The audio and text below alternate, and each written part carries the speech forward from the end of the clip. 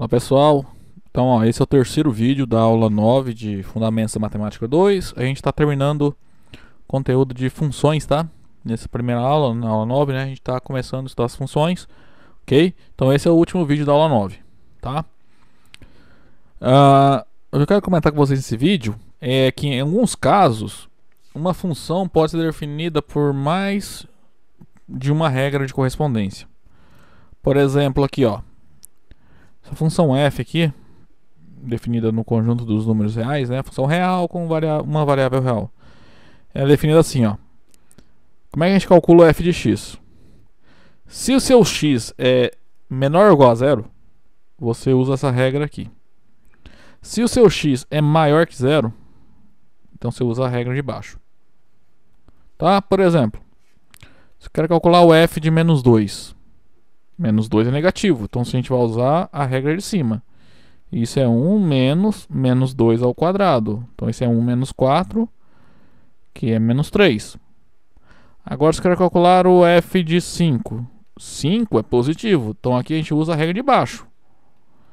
Isso é 2 vezes 5 mais 1, que é 10 mais 1, 11. Tá? Isso significa quando tiver uma função que é definida, a regra é definida por duas ou mais regras de correspondência, tá? Então a gente vai ter que olhar as condições, né, para aplicar cada uma das regras. Então nesse caso aqui, essa primeira regra nós aplicamos para os números não positivos, e a segunda regra, né, da segunda linha aqui, essa aqui, né, nós usamos ela para calcular a função nos números positivos. Tá? Deixa eu apagar aqui porque tá ficando confuso. Então, se a gente olhar então essa função, ó, essa f aqui, tá, é uma função que está definida em todo o conjunto dos números reais, né? E associa números reais. Então você pode dividir em duas funções. A primeira função dada pela primeira regra, tá? Essa que eu estou chamando de f1. Nós acho que é uma função definida no intervalo menos infinito zero, tá? Ou seja, pega todos os números negativos e o zero. E a segunda regra aqui, ó, 2x mais 1, nós podemos associar essa segunda função aqui, ó, que é em todo número positivo nós calculamos então a função utilizando essa regrinha, né? f2 do x é 2x mais 1. Ok? Então assim, o que está acontecendo é que essa função f é o que a gente chama de ser uma união dessas funções f1 e f2. Tá? Não vou me confundir com união de conjuntos, tá? Mas é mais ou menos, é bem parecida a ideia, né? Tem um porquê de ter esse nome. Mas é uma união de funções. Então como é que a gente vai definir essa união de duas funções? Então olha só. Suponha que nós tenhamos f uma função de a para b e g uma função de c para d. Só que essas funções têm que satisfazer a seguinte propriedade.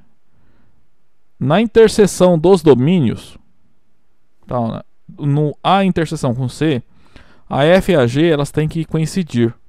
Ou seja, f de x tem que ser igual a g de x, qualquer que seja meu elemento x tomado na interseção entre A e C. Ok? Aí então a gente vai definir essa função aqui, ó, f união g, da seguinte maneira. O novo domínio dela vai ser A união C, e o contradomínio vai ser B união D. E como a gente vai calcular essa função em um elemento dado nessa união? A ideia é a seguinte: se esse x que eu pego, como ele está na união, então ou ele está no A ou está no C. Se ele está no A,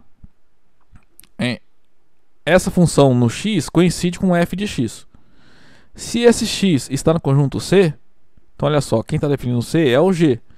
Então essa união aplicada no x, coincide com a g de x. É assim que a gente define essa função. Tá? Então, por exemplo, aqui, ó. Se você olhar isso aqui, ó, é o f1 de x. E essa segunda regra aqui, ó, é o f2 de x. Tá? Então a gente pode enxergar essa função como sendo a união dessas funções f1 e f2, né? Você pensa f1 sai do A para o B, então esse é o A e esse é o B. E F2 vai do C para o D, então esse é o C e esse é o D. Note, se pegar A união, no caso A união C, coincide com o conjunto dos números reais, tá?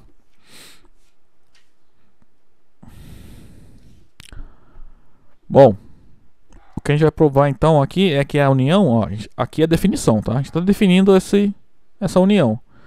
O que nós vamos provar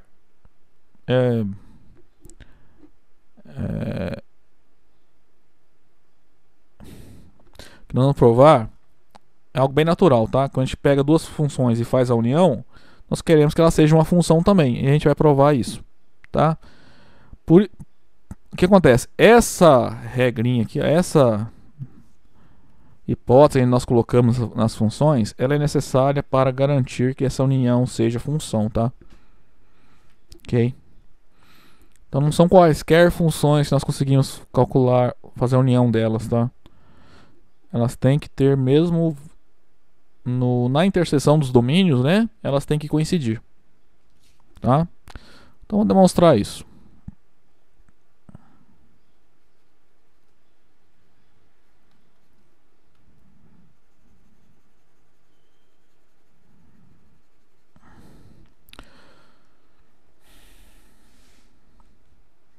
Então, ó, nesse teorema aqui, a gente vai denotar, para não carregar a notação, né? Vamos chamar de H essa função. Então, ó, H vai ser a função definida assim, ó. O domínio é A união C e o contradomínio é B união D. Dado um xzinho ali naquela união, ele vai levar em H de x da seguinte maneira. H de x é igual a f de x, né? Se x é elemento do A. E H de x é igual a G de x se o x é um elemento do conjunto C. Ok? Então vamos lá, note que... Bom, vou escrever, eu acabei de escrever ali em cima. H, então, é uma função que vai de A união C no conjunto B união D. E ela é definida da seguinte maneira. Para todo x, ela associa o H de x da seguinte forma.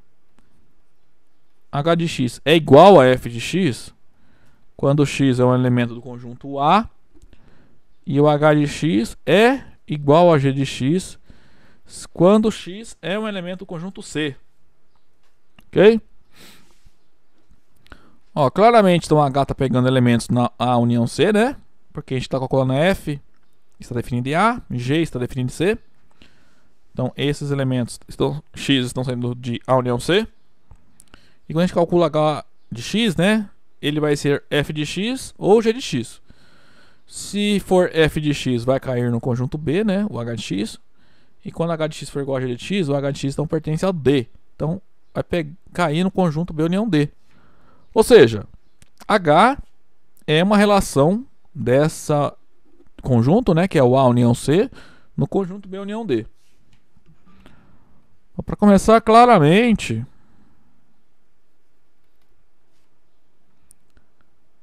H é uma relação de A união C em B união D. Bom, para provar então que H é função, nós temos que provar aquelas duas propriedades, né? Primeiro, então, vamos mostrar a existência. Então, para isso, tem que mostrar que todo elemento do domínio, né? Que no caso é A união C,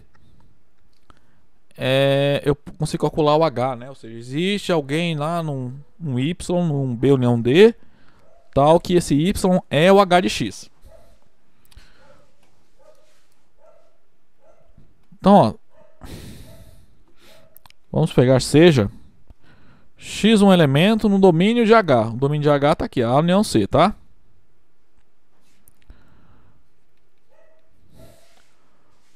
Como X então pertence a essa união, o que acontece é que X é elemento do conjunto A, ou X é um elemento do conjunto C.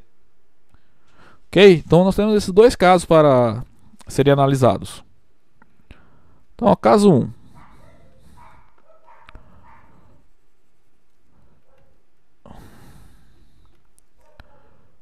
Deixa eu fechar aqui. Se o X é um elemento do A, então olha só. Volta lá na hipótese do teorema. F é função. F e G são duas funções. Então eu estou pegando X no conjunto A. Então no conjunto B, como F é função, né? Então vale a existência para F. Então existe um elemento no conjunto B, tal que ele é igual a F de X. Tá? Então como F que vai de A para B é função, existe um elemento no conjunto B que eu vou chamar de Y,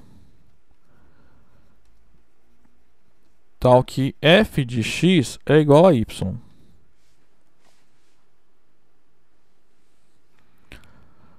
Agora, mas eu tenho esse Y, se você olhar, ele é o elemento de B união D, tal que H de X é Y. H vai levar o X no Y, porque o H de X é o F de X, que é o Y.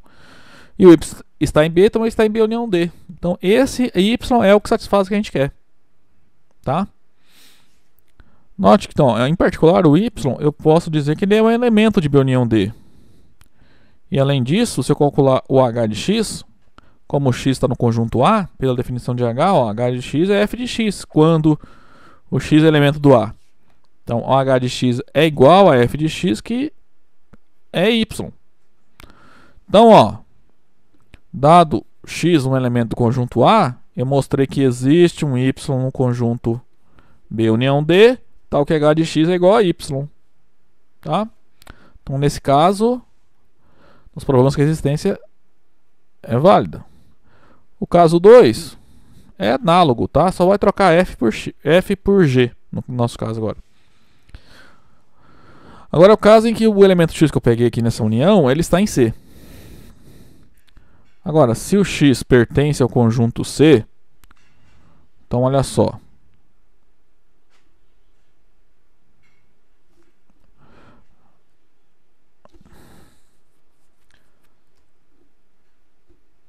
Como G é uma função de C para D,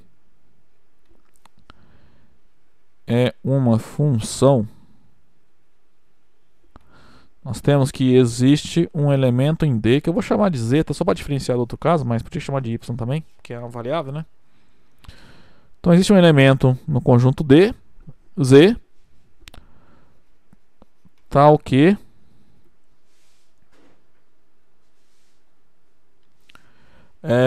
G de X é igual a Z.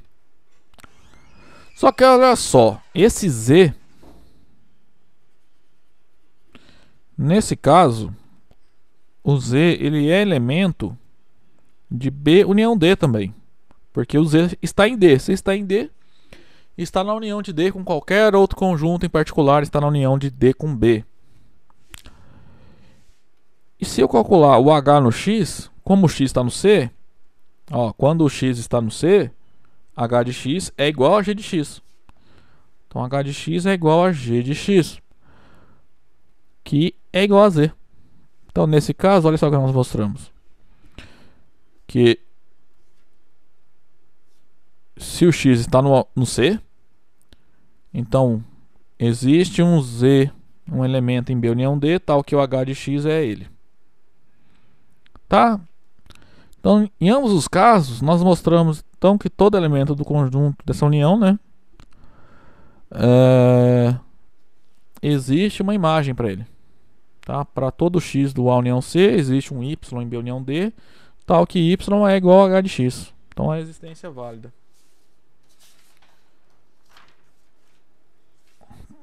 Para provar então agora que essa H é função, falta provar a unicidade. Última coisa que falta a gente provar.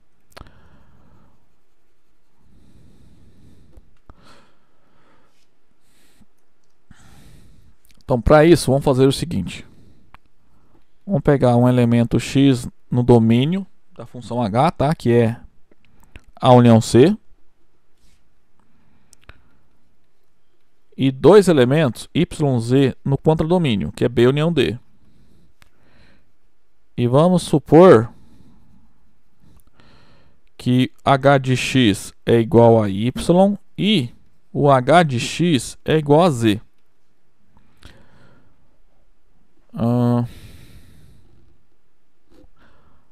Se eu quero mostrar que h é uma função, obrigatoriamente o y e o z tem que ser iguais. É isso que a gente tem que mostrar, tá? Porque não, lembra, não pode acontecer isso, ó. Então, o domínio tem um elemento x que vai num y, vai no z com os y e z distintos. Isso aqui não pode ocorrer se a h é função, tá? Bom, vamos lá então.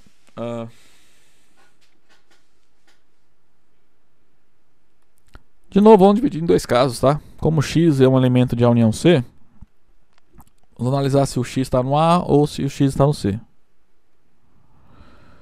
Então, primeiro caso.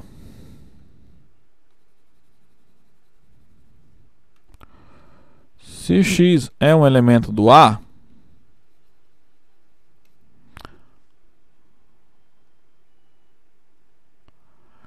então, olha só, y é h de x. Só que nesse caso, o x está no A. Então, h de x é igual a f de x. E também o z, ele é h de x. E nesse caso, h de x é f de x.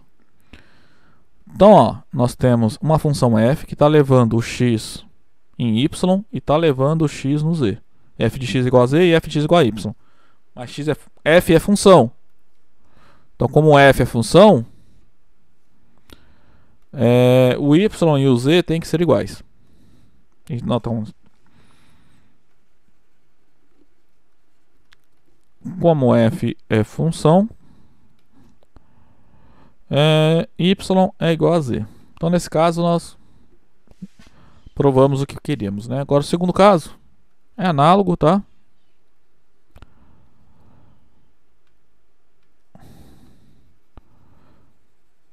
É o caso em que o x é um elemento do conjunto C. Então, olha só.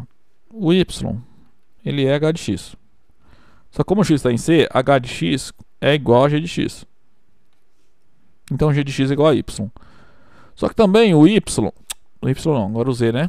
O z, ele é h de x, que é g de x, porque o x está em C. Então, nesse caso, olha só o que aconteceu também. G de x, Então, g de x é igual a y e o g de x é igual a z. Como g é função, isso não pode acontecer, né? Quer dizer, se acontece isso é porque o y e o z são iguais. Então, como g é função, y é igual a z.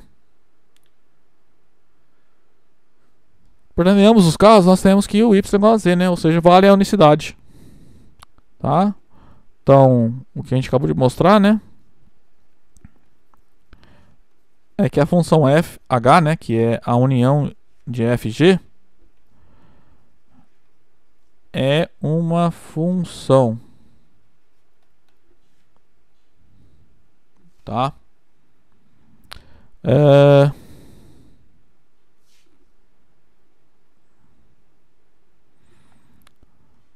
Só observação aqui, ó. Onde que a gente usou essa hipótese aqui, ó?